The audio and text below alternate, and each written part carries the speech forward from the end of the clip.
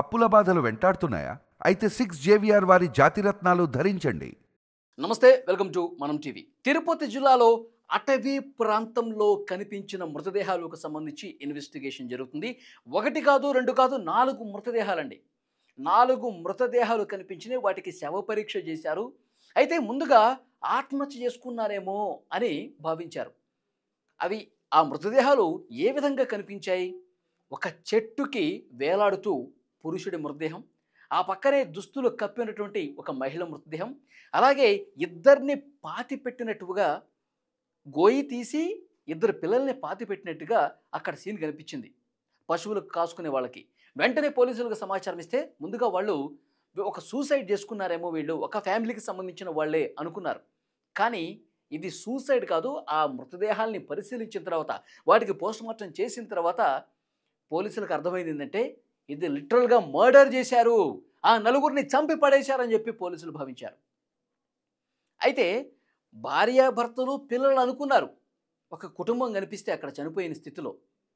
కానీ ఇక్కడ ఉన్నటువంటి ట్విస్ట్ ఏంటంటే ఆ ఆ వేలాడుతున్నటువంటి పురుషుడు ఎవరైతే ఉన్నాడో అతను భర్త కాదు, అతని వదిన కింద చనిపోయి కనిపించింది, వాళ్ళ వదిన. ఇతను మరిది. తర్వాత ఆ వదినికి సంబంధించిన ఇద్దరు పిల్లలు చనిపోయి ఉన్నారు.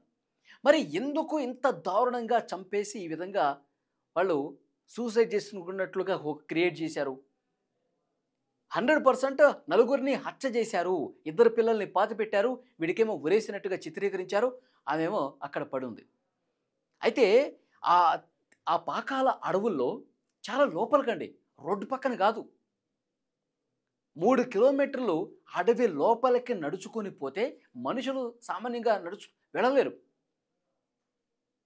కేవలం చంపటం కోసమే అంత కారడవిలోకి తీసుకెళ్ళి ఎవ్వరూ కూడా ఈ మృతదేహాలను చూడకూడదు, ఎవరు చంపారో కూడా తెలియకూడదు అన్న ఉద్దేశంతో అంత లోపలికి 3 కిలోమీటర్లు ఒక నట్టడు అనమాట. మనుషులు పోలేరు మామూలుగా అయితే. అలాంటి ప్రదేశంలోకి తీసుకెళ్ళి చంపేశారన్నది కూడా అర్థమవుతుంది. వీళ్ళు ఎవరు? అక్కడ స్థానికంగా దొరికినటువంటి ఆధారాలు ఏంటి అంటే ఒక స్లిప్ కనిపించిందండి, ఒక మెడికల్ బిల్కి సంబంధించిన స్లిప్పు. అది తమిళనాడులోని తంజావూరు, ఆ తంజావూరు హాస్పిటల్కి సంబంధించినటువంటి ప్రిస్క్రిప్షన్ అది. అతను ఒక సైకలాజికల్ సమస్యతో బాధపడుతున్నాడు, అలాంటి చికిత్స తీసుకుంటున్నాడు అని తెలియజేసేటట్టుగా ఆ ప్రిస్క్రిప్షన్ ఉంది. మరి ఎవరు చంపుంటారు అన్నది ఇప్పుడు $1000 ప్రశ్నగా ఉంది. అయితే ఈ ఈ ఈ మహిళ ఉంది కదా, ఈ మహిళ భర్త కువైట్లోనే ఎక్కడో ఉంటాడండి. కువైట్లో ఉన్నటువంటి వ్యక్తి మొన్న జూలైలో వచ్చాడంట. అప్పటికే ఈ ఫ్యామిలీ లేదు.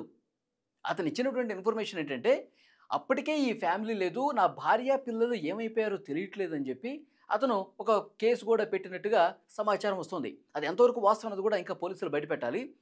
అప్పటికే నా భార్య పిల్లలు కనిపించట్లేదని చెప్పి అతను చాలామందితో చెప్పాడంట.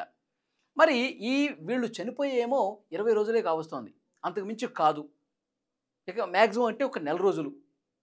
కానీ ఎప్పుడో జూలై, ఎన్ని నెలలు అవుతుంది? 3 నెలలు అవుతుంది. మరి ఈ 3 నెలల పాటు వీళ్ళు ఎక్కడున్నారు? వీళ్ళు ఇంత దూరం తీసుకొచ్చి ఎట్లా చంపేశారు? దీని వెనకాల ఎవడున్నాడు? ఈ భర్తకి ఏమన్నా సంబంధం ఉందా? వీడేమన్నా నాటకం ఆడుతున్నాడా?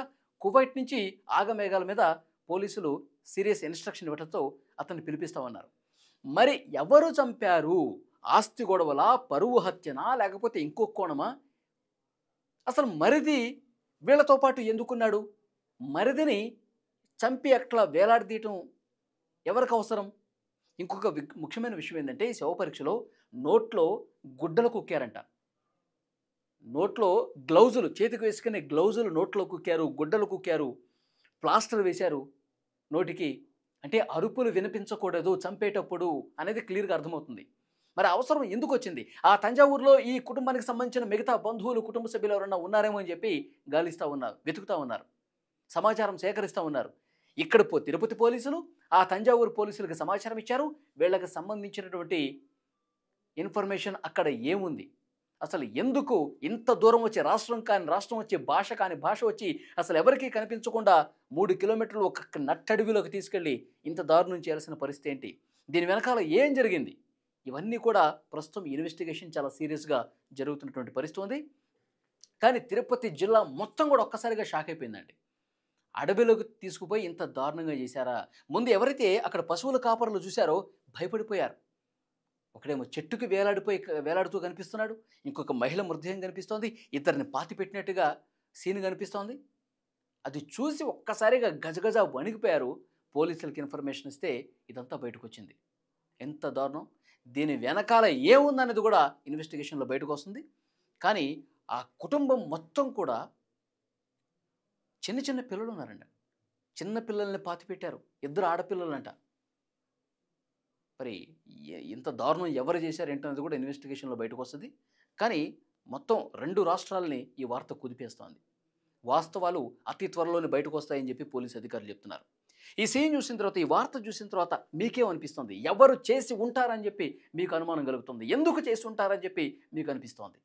తప్పకుండా మీకు అనిపించింది కామెంట్ రూపంలో తెలియజేయండి.